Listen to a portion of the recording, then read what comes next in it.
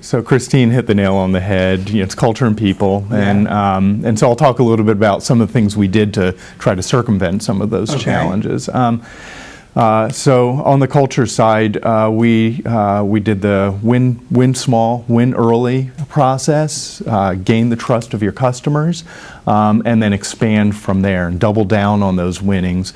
The way you circumvent culture is you win them over. You do a good job. You don't fail. Yeah, I think we just see that right across the board in IT, the Big Bang Theory. We're going to do the multi-billion-dollar program and roll it out. Just isn't happening anymore. Right. There's a reason why big systems fail as much as they do, and avoid that if you can. Do small investments, small wins, turn that into medium investments, medium wins, and then go from there. On the talent side, so we do a lot to curate the pipeline of talent coming into the organization. First, we train our personnel. They're going through a quantum shift in how they deliver, deploy, manage, and maintain infrastructure. And we owe it to the hardworking federal government employees that work for us to make sure they have the skills necessary to stay current and be modern in how they do stuff. So we train them like crazy.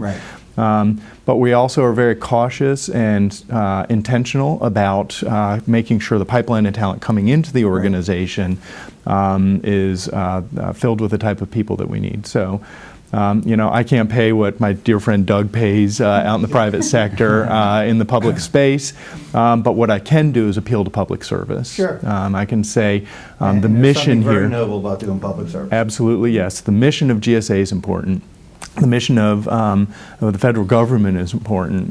We're not curing cancer, but we're helping the people curing cancer focus on that rather than run public buildings or doing acquisitions. And that's appealing to people. And what we're finding is that the right people, the type of people that we want to come and transform government through the use of technology, that's a message that resonates with them. So we spend a lot of time going to where they are, going to meetups, going to Silicon Valley, going to Brooklyn, going to Austin, hotbeds of technology development, and drawing those people into government service.